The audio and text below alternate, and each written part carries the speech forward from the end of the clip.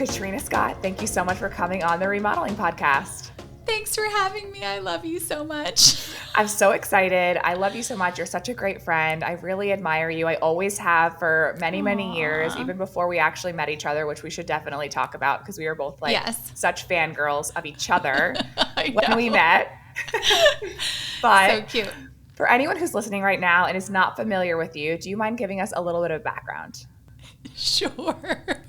Okay, I'm laughing because we had to redo this because I totally can't talk about myself and it's so awkward, but I'm going to try again. This is our second try. Hello. Thank you for having me, Emily. And everyone that's tuning in, thank you so much. And Emily is the most amazing, beautiful soul. I'm sure that you know after following her for a long time, and just purest heart. And I'm so excited about this podcast. So make sure you subscribe.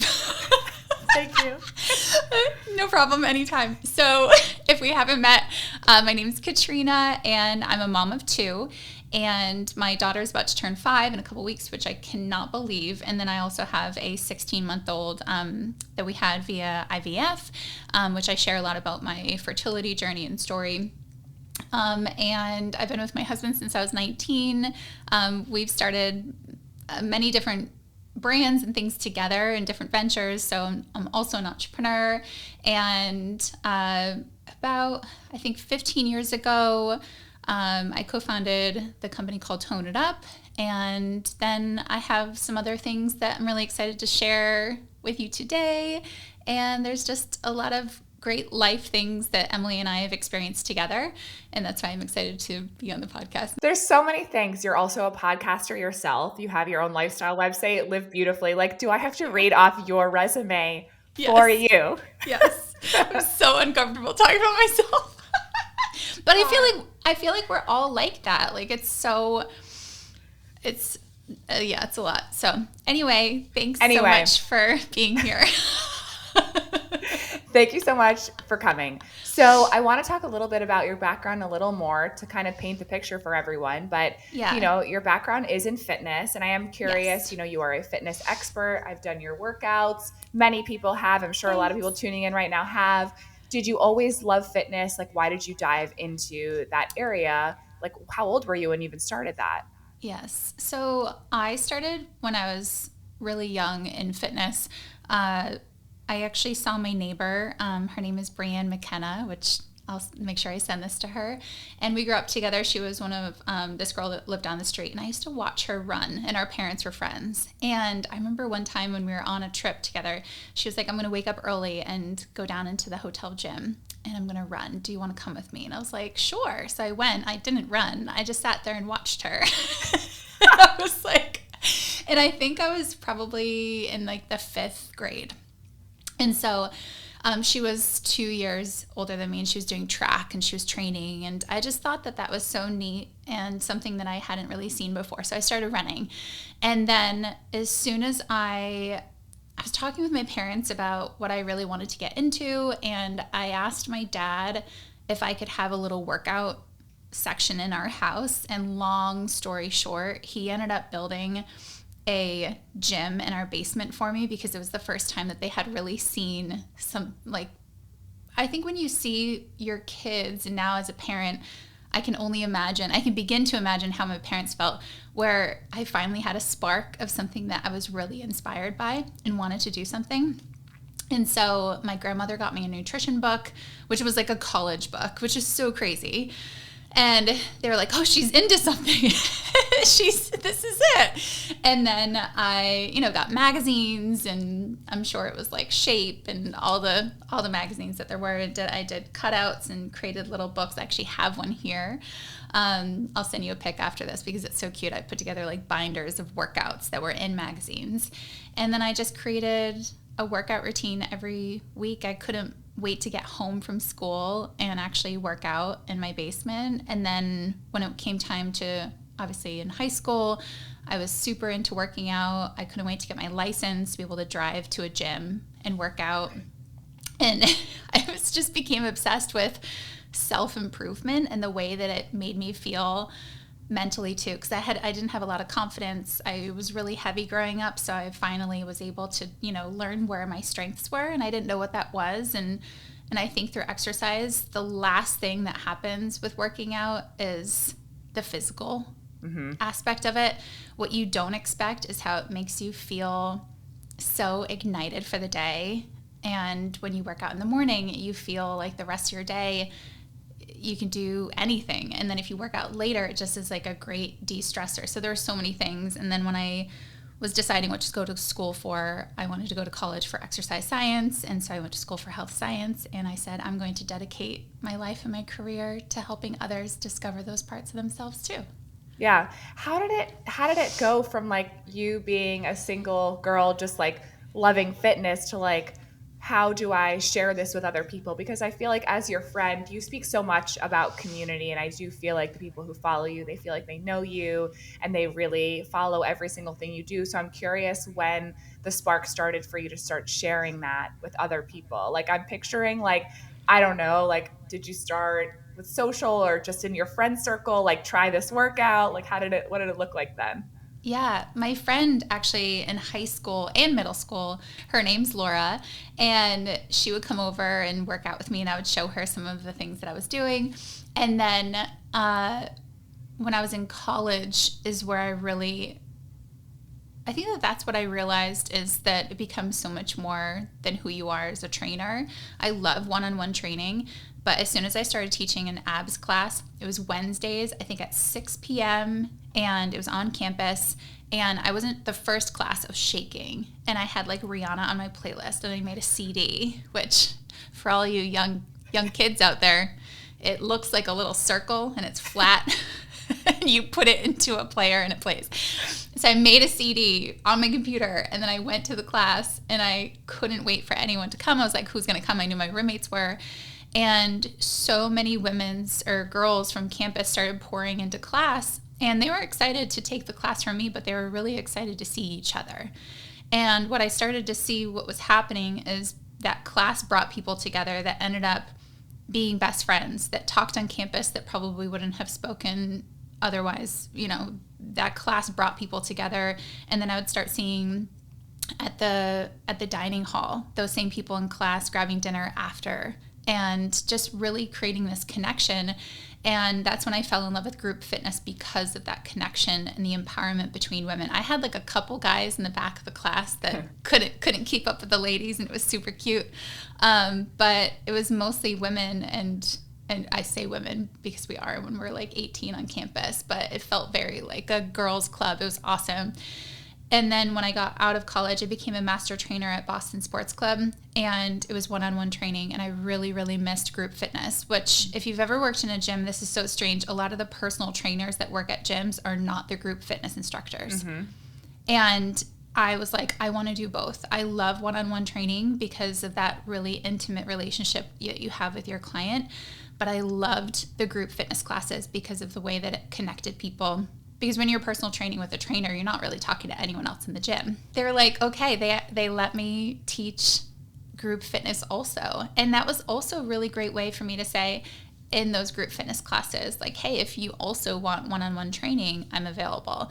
And I loved it. And so when I was living in Boston, I really wanted to do more. And this girl, Sarah Dusso, who is still on YouTube right now, she's such a rock star. She came in and she was working for this channel on YouTube. And she said, we're looking for fitness experts. And she was the host. And I was like, what's YouTube? Isn't that all music? It was when it first came out. And she said, well, we're going to be talking about all different subjects. And there were only a handful of people actually using YouTube, but everyone was watching. And so I said, okay, great. And this is actually so crazy. She was the host, and the nutrition expert was Bethany Frankel. Stop. Yes. Who I still have not met, but I worked technically with her at the same network. And I say network, I don't even know if that's what we called it back then. We were just a YouTube channel. Yeah. And then I was the fitness expert. And then they had different people coming in. And that was my first experience with YouTube. It was so cool because I didn't know what to expect, but that's really where I learned the cameras and the sound.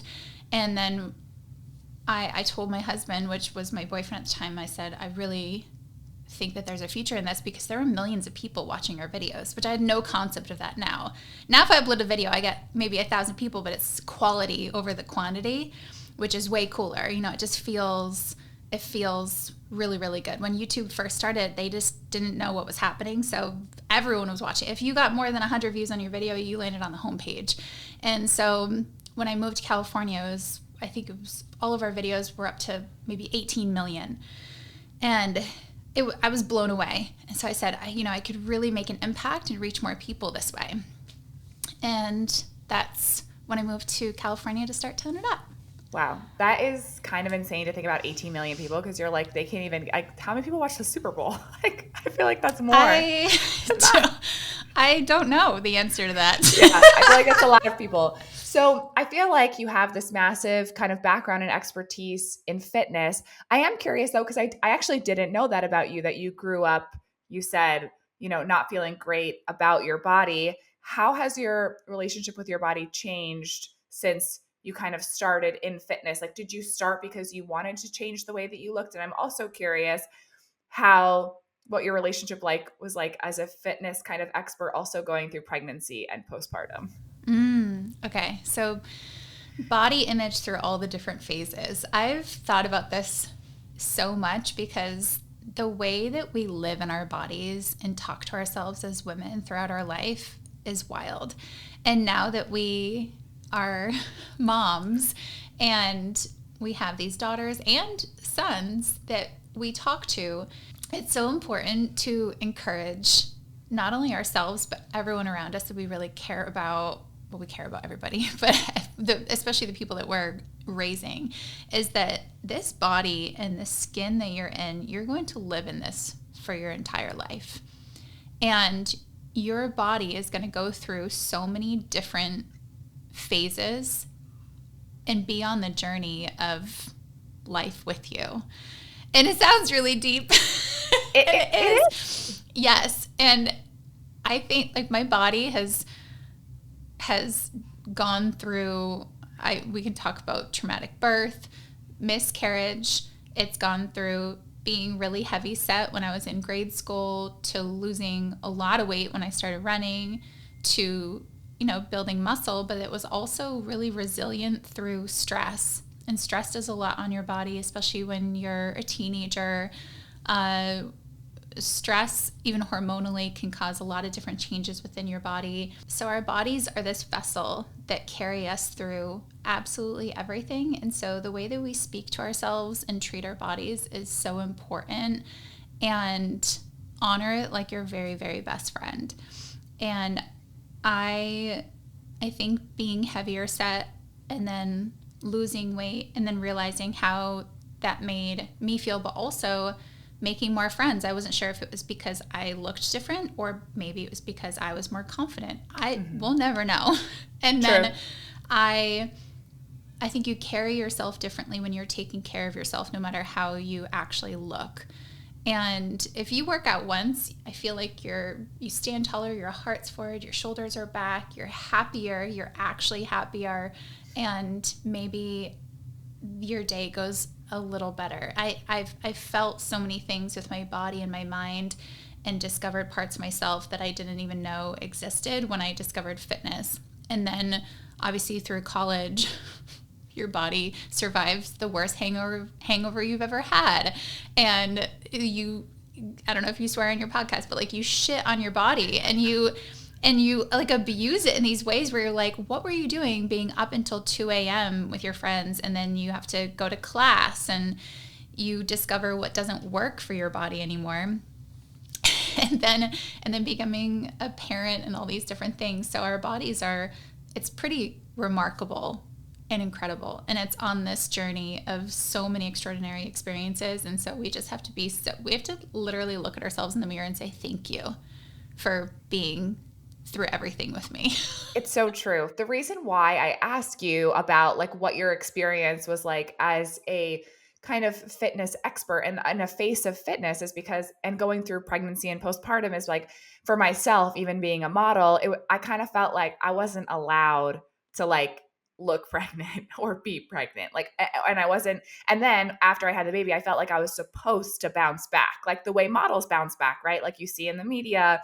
And I felt like we grew up in the same time of like Victoria's Secret angels being back on the runway 6 weeks later, like having a six pack after having a baby. So that's why I was wondering if you felt a similar level of pressure because you were the face of that type of industry.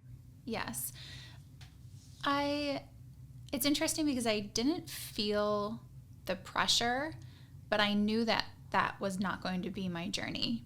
But I think it took a lot of work with my own body image and grace and acceptance to a certain level to up until that point. I did get pregnant later, so I was more of a mature woman at 34 when I got pregnant with our first daughter. Would I have felt differently if I was 24? Maybe, if I was pregnant at 24. But by the time that I was pregnant at 34, yes, there was a lot of expectations, I would say, from the outside. And people would say, oh, you'll bounce back immediately, or, oh, don't worry, you won't even look like you're pregnant, you'll be all bump, or you'll bounce back quickly after, or when are you going to be back to doing workout videos, because I miss you, like it'll be in no time, right? Because your recovery will be better because you're a fitness expert. There's always these things that came across as compliments or these expectations of me, but I really, at that time, and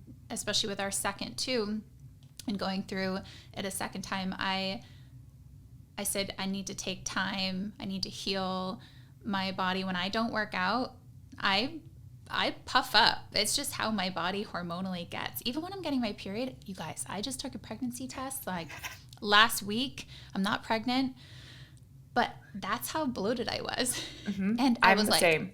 Oh, I got to be pregnant again. And I looked at Brian and I was like, how did this happen? I was like, it was our 10-year wedding anniversary trip that one time. Just kidding, kids.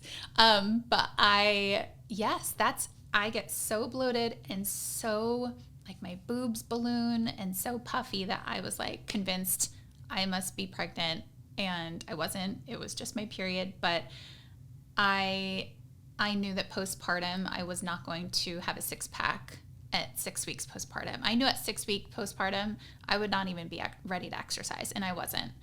And I'm 16, 17 months postpartum right now, and I still am like getting into the groove. I went to yoga sculpt yesterday, and I almost died, you guys. No, I feel the same way. I mean, I'm 5 months out, but I also feel very different the second time around in terms of like the pressure I felt with my first to like get back. I mean, I still feel pressure that way the second time too, and it's all because of my own doing, but remembering to be kind to yourself, it's so hard. Do you feel pressure to look the way that you did before, or to look a way that maybe like a modeling job would want you to look? Where is that pressure coming from, do you think? I think it's not necessarily because I want a modeling job, because I feel like although I've had like a wonderful modeling career and would return to it, and I already have like options and things if people want to work with me again, and that's wonderful, but that's not why.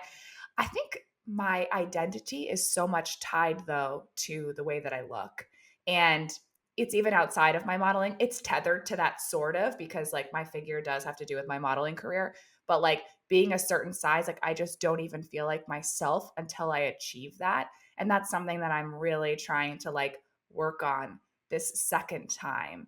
And so I haven't been as aggressive about like get to the gym, like do this, like fit into your clothes. I'm just kind of like inching my way back this time. Whereas the first time I woke up every day angry at my body after having Teddy, because I was like, why? I think for me, like, which is why I'm asking you the question about being a fitness person, is because as a model, my peers never looked like they had a baby after they had a baby. Like even the people I was pregnant with at the same time, like they just looked like they did before right away after. And I was like, I'm like 5 sizes bigger and like 40 pounds heavier. Like I got the short end of the stick.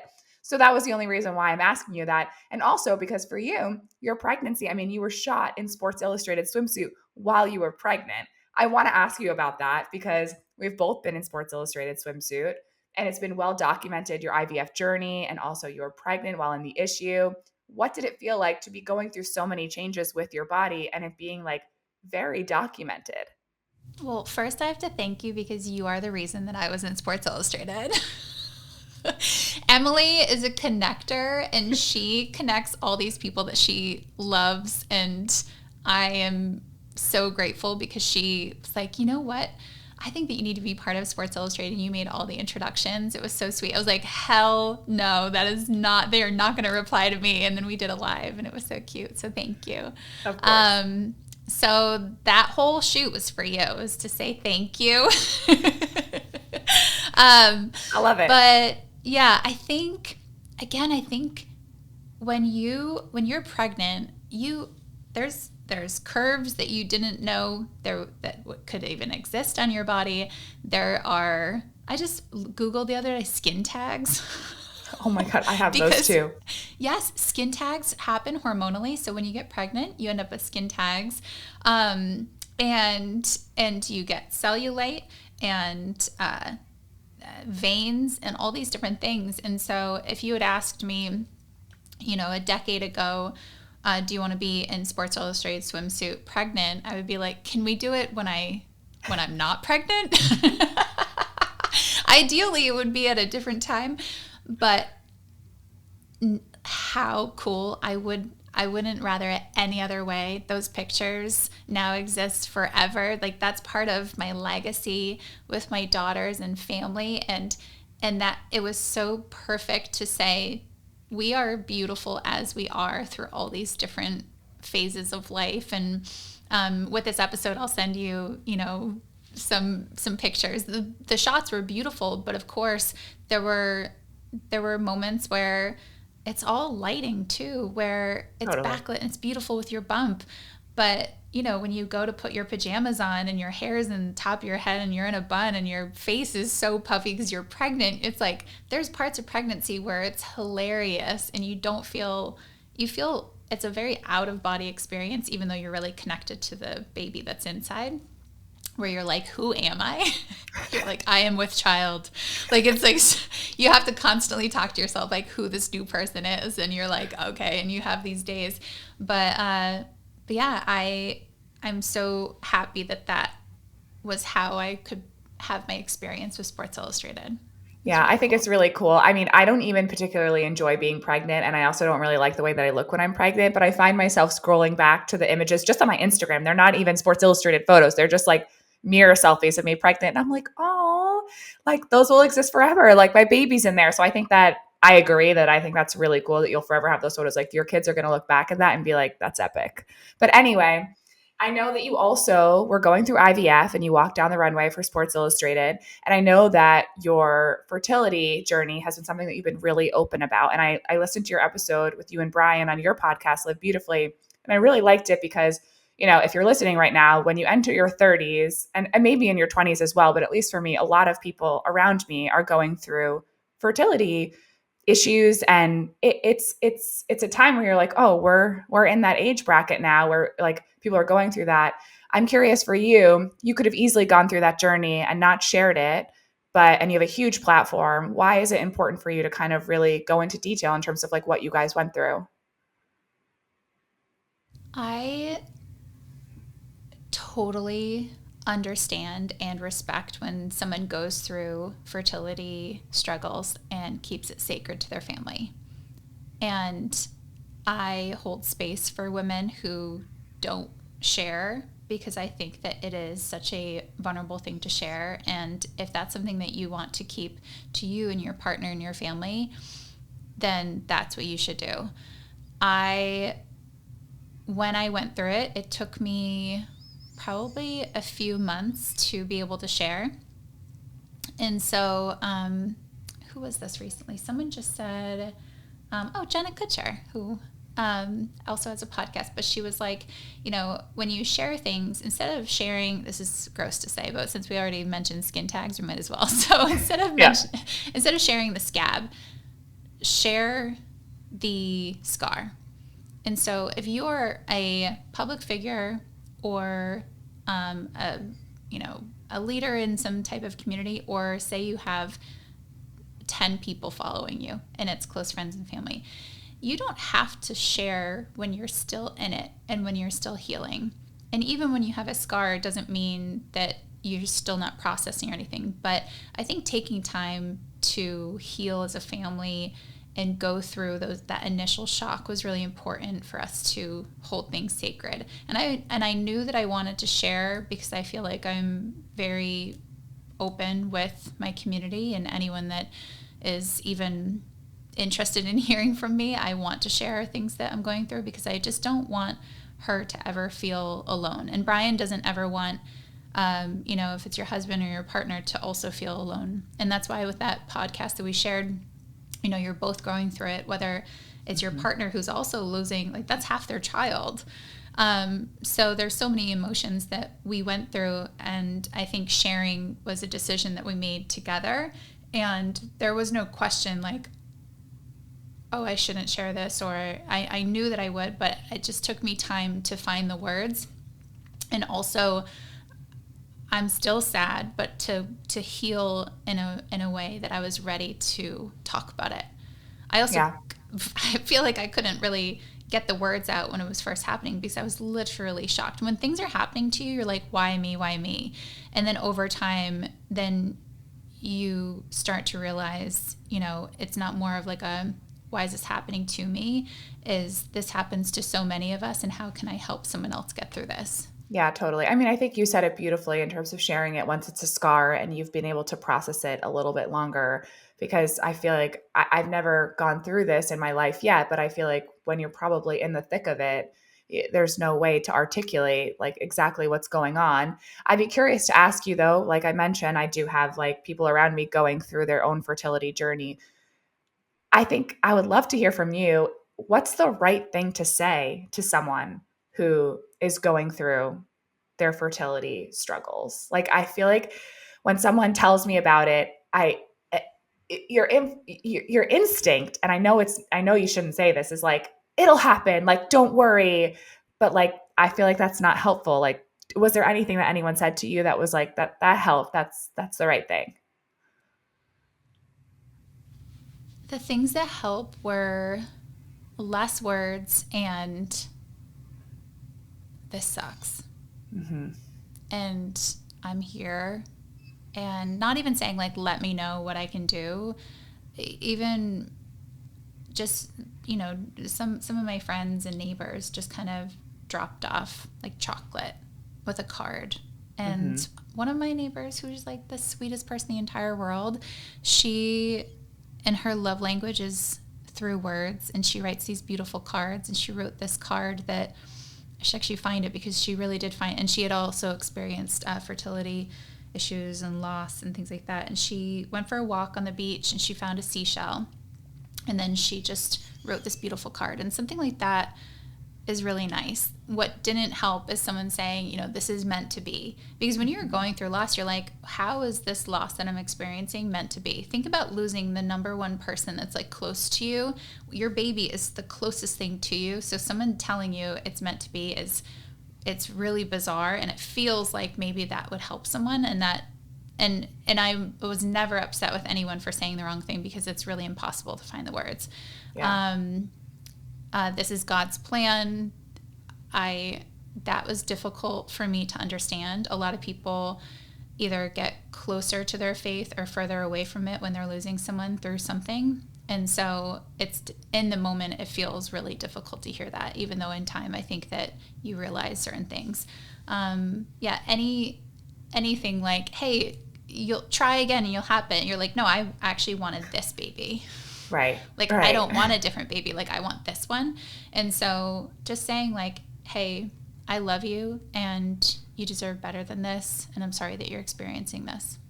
I think that's really helpful to hear.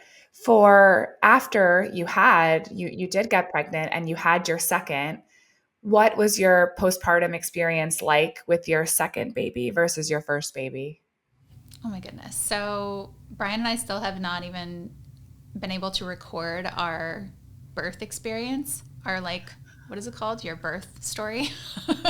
We tried. We sat down and started talking about it, and it was too much that we had to stop. I will share now on here, and I shared on my Instagram, but like it was so traumatic that my recovery was a lot harder because, which if any of you are pregnant or you're coming up on your delivery, like you can skip over this part. We'll also put in the show notes when this is, because it can be triggering.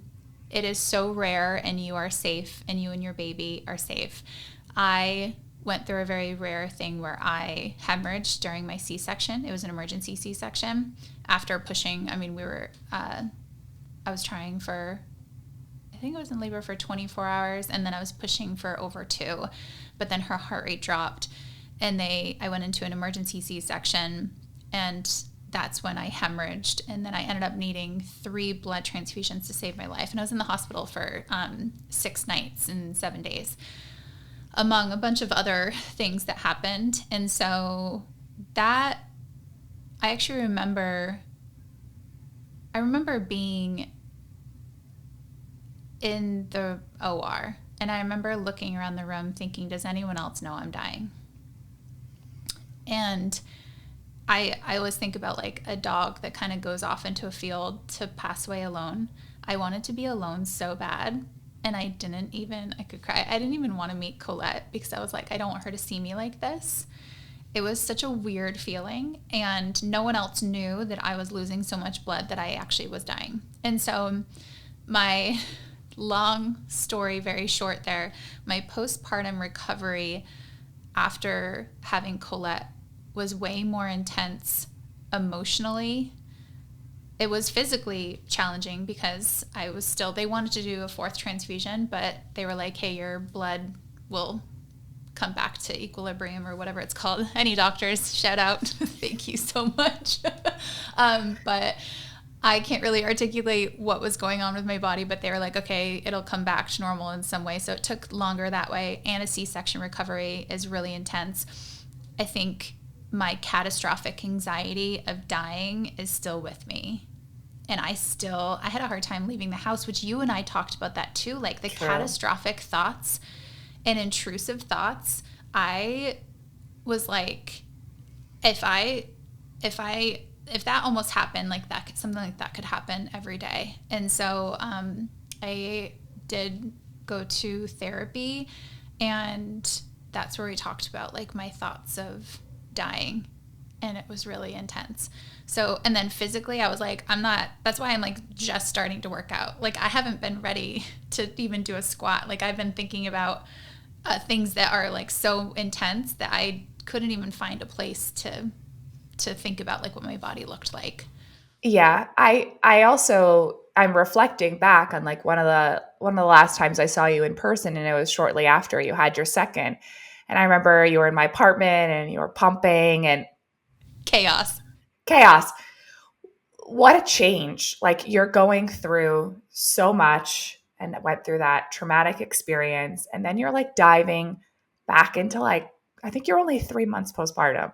You were just like diving back in and carrying around your pump parts. And like, I mean, what did that, looking back, I probably shouldn't have left home. Right. But I did like, so I traveled from LA to New York. And of course, the first person I always call is Emily. And I literally went to your place and like opened my suitcase, and like, I remember like things were everywhere, like my pump parts and everything. I definitely wasn't ready to leave. And I felt like I think a lot of us are actually probably recovering from hustle culture. And I grew up like work. Like school was sure, that's one thing. Or, grades, sports, okay. But are you working? And I've always worked, and I've always felt like if I'm not working, like, oh, I need to get back into something. I need to be doing something. And so postpartum is such like a time where you cannot actually, you're in such survival mode, especially mentally, that it's hard for you to do anything else. And I did feel like it was actually 12 weeks to the day when I flew to New York. And yeah, I mean, you and I went to a restaurant. You're like, you good? I'm like, no. And then I got mastitis on the flight home, which was horrible. And the flight attendants were taking care of me. And then I thought I was having a stroke because as the plane was descending, the pressure in my boobs was shooting up and then giving me like a piercing weird. I've never had a full migraine, but I was like, oh my God, I feel like half my body, like something's happening. That a flight attendant was not sitting in her jumper seat, I don't know what it's called, and she was with me, like helping me, and I was having like hot compress. It was a whole thing. I shouldn't have been on an airplane. Yeah, I mean, you answered my question, but I was just kind of like, how do you deal with those pressures to like just get going again, especially like when you're an entrepreneur and a content creator, you're self-employed in that sense, like you do feel this pressure to like get back out there. So you kind of answered it that like we all suffer from a touch of that like hustle culture. Yeah. I will tell you, if you're listening to this right now and you feel like I need to be doing something, or you're postpartum, or maybe you're in a season of change, or you are not mentally ready to do something, but you feel like you have to, no one will ever, it's not that people won't miss you, but they won't ask you, why were you taking care of yourself? And so you can actually give yourself permission. And Emily and I will give you permission right now. You can take a break, you can take a pause and take care of yourself. And you can actually come back stronger and more resilient and more, I would just say, more yourself if you just take that step back. And it's kind of like the slingshot. Like you can slingshot back, and yes, if it's work, maybe financially you just pause on certain spending. Like it is so worth taking a pause in your life and taking care of yourself. Yeah. One thing about motherhood is I feel like it is such a massive transition. It's such a massive change. And at least for myself, it really kind of messed with my identity. And I didn't know what I wanted to focus on. I'm curious, when you entered motherhood the first time or the second time, did you struggle with your identity and like what you would be / should be focusing on? You have so many things going on and so many businesses and your podcast and Live Beautifully and your socials. Like, how did you handle, like, what do I do now? I am still figuring that out. Yeah, I also am. Yeah, which by the way, I think what's so beautiful about you is even though you experience certain things, like you said that you were really harsh on yourself and your own body, the awareness that you even have, that you know that that's not okay, even though you were still, it's not like you can prevent a certain feeling. And having that and being able to articulate it and share it vulnerably with your audience is so special. And it's so good because a lot of people are really harsh on their bodies and they don't even know, and they don't even know how to find the words of why they feel that way. So I think it's really good that you can recognize that and see it and share it, so that way other people that may not be able to articulate how they're feeling can say, wow, if Emily felt that way, then it's okay for me to feel this way too. But we can like help improve maybe the dialogue or the narrative that we have with our bodies. So I just wanted to say that first. I am really, even before this, I was like, I really need to figure out what I'm doing with my life. I mean, I think that's admirable and it's relatable, because people probably look at you and think she's got it all figured out, and look at all these different things that she's working on and launching. And, you know, you have 2 kids. Like, I think it's admirable to be like, it doesn't feel like that way to you. Yeah. I it's funny. I'm sitting here next to some KSL samples. Should we do this? Cute. Should we do this? Actually, this one's really cute. If you're just tuning in and you can't see a video, we're holding up little bucket hats. This one's cute. So cute. Yeah. I am a true creative. I am not a serial entrepreneur. So when I hear serial entrepreneur, like starting businesses and go, and even like how much money can you make, that is not where I'm at. I'm a creative where I'm like, cute. My husband is like, okay, like you can do stuff, but like, how are you going to have margin to actually pay for the next drop? You know, like I want to charge $0 for this and it's so cute. So I'm a creative where I love to create things, and I love to create things that make people feel good and confident and to live their life beautifully. And that's where Live Beautifully comes from. Is I feel like I was not living beautifully for so long. I've shared, you know, there were years where I didn't even make my bed, waking up in the morning, which if any of you don't make your bed and you don't have a problem with it, that's okay. I want to, and I wasn't. I wasn't slowing down at night and, you know, cutting up vegetables and cooking dinner, and I wasn't listening to music and having a glass of kombucha or wine. Like I was on my computer sweating, hoping something wasn't shutting down. I was up until 1 a.m. I was sitting. I was not exercising. Like I was not living beautifully. And so I think that as I'm moving forward, I'm trying to figure out how I can not only live beautifully myself, but help others do that too.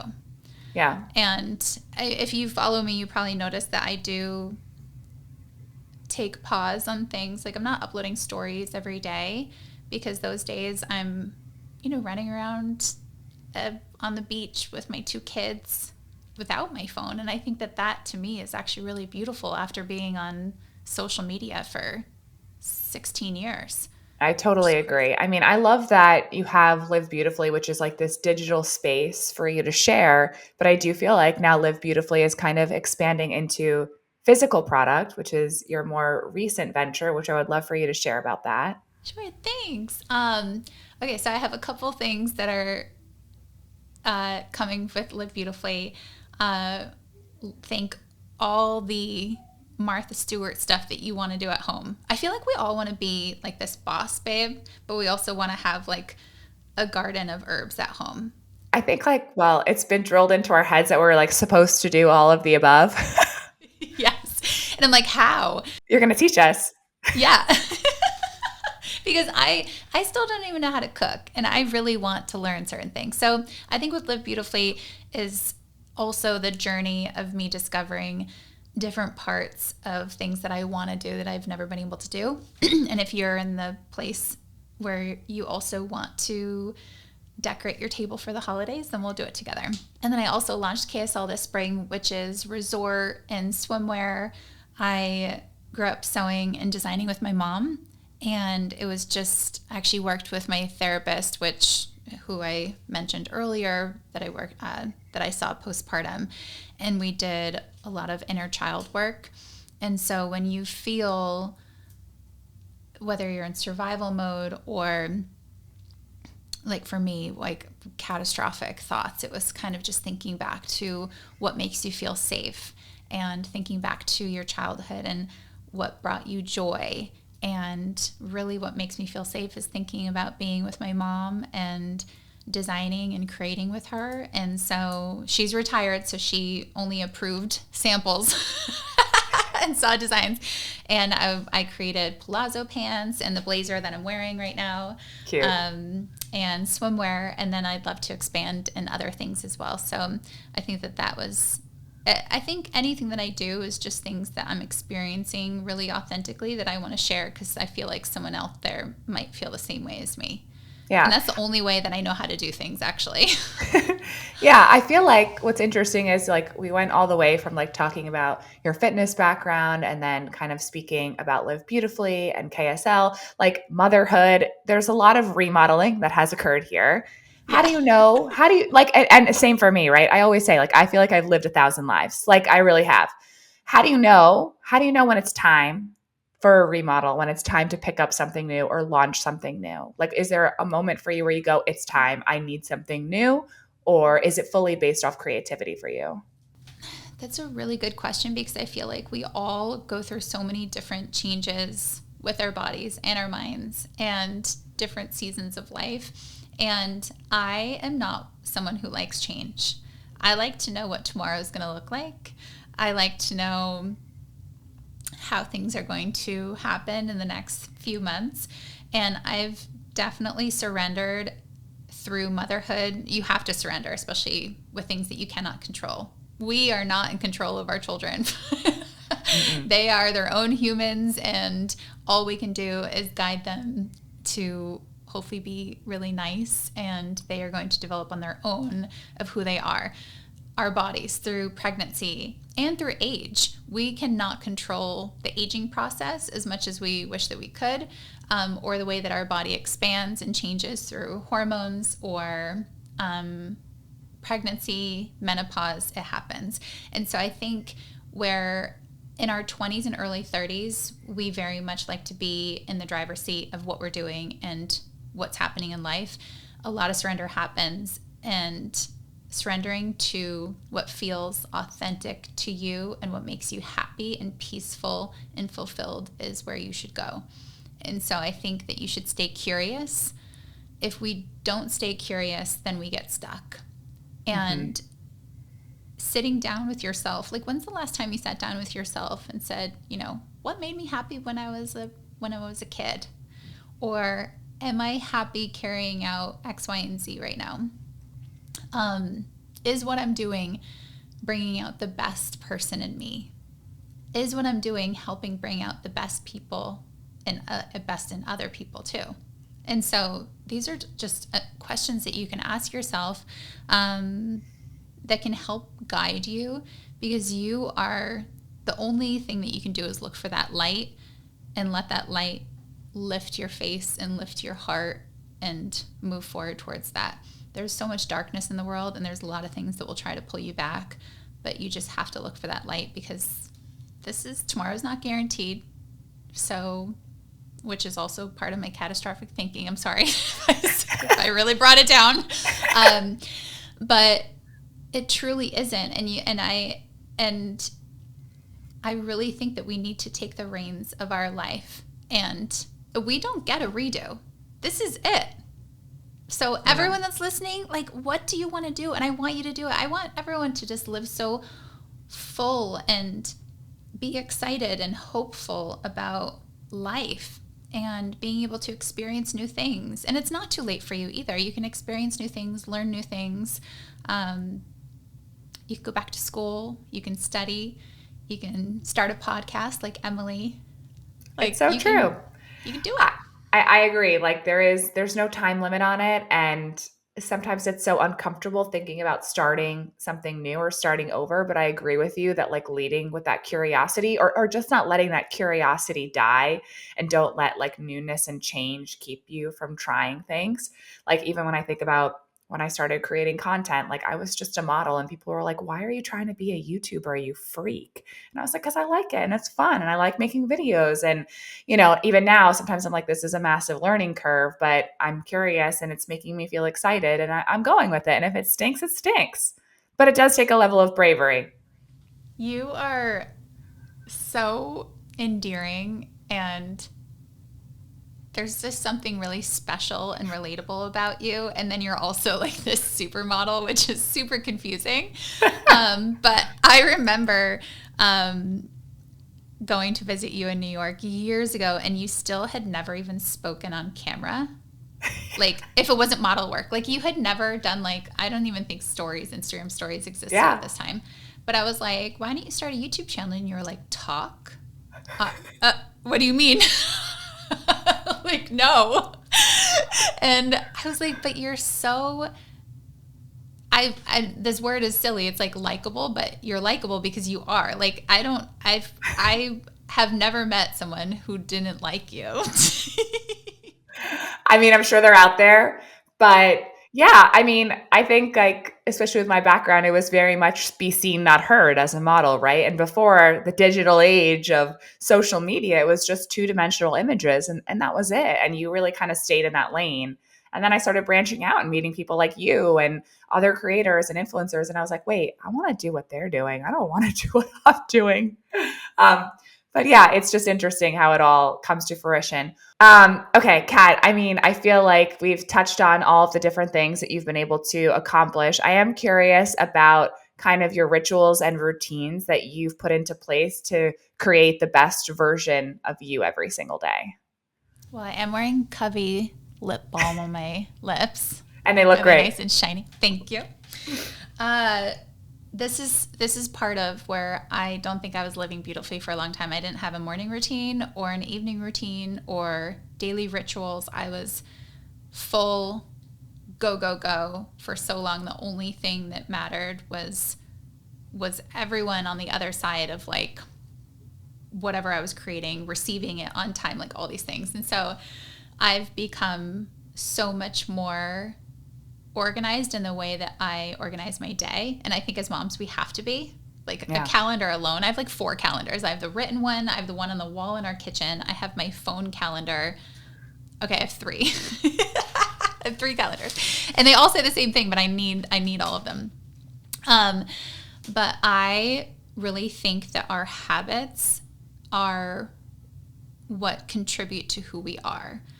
And if there's something that you are self-aware that you want to change, that's, again, what I love about you is that you're so self-aware, even when it's something that isn't great for you. Like those negative self things that you say to yourself, and not just you, but like all of us, that is a habit that you can actually change over time. And so a book that I recommend to everybody is Atomic Habits. It's a great listen. I think it's 4 hours. And I mean, how much time do we spend scrolling social media? You can listen to a book in 4 hours. Like, let's go. Let's do this. It's a great re-listen to remind yourself. Atomic is small, and then habits, obviously, just like things that you do every day. If all those small habits, if you do them consistently, you can change your life. And so I created a habit guide, and I even mentioned the book Atomic Habits to go along with it, because I think it is important to listen to the science behind our habits. It's down to the art of when you wake up, you're not checking your phone and you're checking in with yourself. And you're not living through other people's lives, but you're living your own life. And, how are you taking care of your skin? So that's why Covey is amazing, because I am not like a 20 cream type person. I need something simple, and if it's not simple, I'm not going to do it. And we don't have time for anything else now. So I think having like a routine for yourself and your skincare in the morning is really important. I just started tongue scraping before having coffee. Mm-hmm. I heard it on Skinny Confidential. I forget which episode it was, and it was like, you don't want to swallow the bacteria that's on your tongue. Like little things where you're like, okay, I'm going to do these things. So now I'm doing that. I think, having warm lemon water first thing in the morning is really, really great for you. So if you want to start doing it, make it part of your day. Also, habit stacking. So this is something that I also have in the habit guide. If you know that you have your coffee every morning, what can you put next to your coffee machine that you know you want to start doing? So say it's your vitamins. You're really bad about taking your vitamins. Well, make sure it's so obvious and it's in front of you. And then create a reward system for yourself too. So if you feel you really don't like exercising and you don't want to take the time to do that, there are so many rewards to exercising that take time though. So if you do a certain amount of classes at your favorite studio, can you promise yourself, a new pair of leggings that you've wanted? Because most of us love wearing leggings and wear them even if we're not exercising. Mm-hmm. I checked out at Trader Joe's the other day and I was wearing full workout gear. And they're like, oh, headed to a workout? And I was like, nope. This is just the uniform, actually. And then even ending your day in a way that helps you be the person that you want to be. You can be whoever you want to be. And putting your phone away and being present with your family. We like to dance in the kitchen, and it's silly, but now our daughter, who's 5, looks forward to it. So now it's a habit for her. And our kids need routine. When you see how your kids really need routine to know what to expect, then you realize how similar we are to our children. We have big feelings, we have big tantrums, and if we can just set up our day to have better routine, then we're better people. And you end up having to have a routine as a family to live and survive. Yeah, totally. I love that you share that and like have created that tool for people. I need to actually I already downloaded it, but I didn't look at it and I need to because my habits in the morning are horrific. Like I am like a Tasmanian devil in the morning. I wake up early, but I start my day on TikTok. I'm drinking my coffee. I'm like just lollygagging and I need to get it together. So if anyone's listening, you're not alone. Yeah. And escapism is a real thing when Yes. we want to be inspired by other people. So before we live our own life, pulling inspiration from other people, but as soon as you open that, then you are not living presently with yourself and your own body. Going back to the beginning of this episode, like you are within this vessel. And so are we always looking externally? If we are, deleting the app for a week, taking a digital detox, and realizing how much better you feel, turn on some beautiful relaxation music, go on Spotify for even some meditation while you don't have to sit still listening to meditation. You could be making your coffee, setting up your workout space, or before you wake up your kids. Some of you, your kids wake you up, so it's kind of hard. But how are you taking time for you? And we all do it. We all get into the scrolling, and it's really hard because it's hard to stop. It's so hard to stop. I actually just downloaded an app that locks everything. Yes. And I'm testing it out and it's working. And I can't tell you the way that I am fiending to scroll. Like I'm like, what do I do? Like I want to look so bad and I can't. And it's not one of those apps. Like my husband Kyle was like, just delete the app. And I was like, good idea. And I deleted the app and it didn't work. And I was like, now I'm locked out of my apps and I deleted the app. I have a limit set, like a screen time, whatever, it's on my phone, and it will warn me, which is hard if we're working on social media, but then exactly how much does that turn into, okay, let me look at the external world too. So yeah, limiting yourself, but the habit guide is free. I'll put the link, I'll send you the link so that way you can download it. Yep. Anyone can grab it and print it. Again, I created it just so you can also, I was in a place where I was like, I don't have good habits. I'm trying to find what my routine looks like. And that's why I listened to the book Atomic Habits. And I was like, wow, this needs a guide now. Like, how do we actually use this? So 2 things, download the guide, and then also check out Atomic Habits because it's a really, really great book. Well, thank you for coming on today. I want to ask, where can everybody find you? Thank you so much. Katrina Scott on Instagram, and then livebeautifully.com. And then if you go to livebeautifully.com/newsletter, you can also sign up for my newsletter. Oh, and livebeautifully.com/habits, and that's where the habit guide is.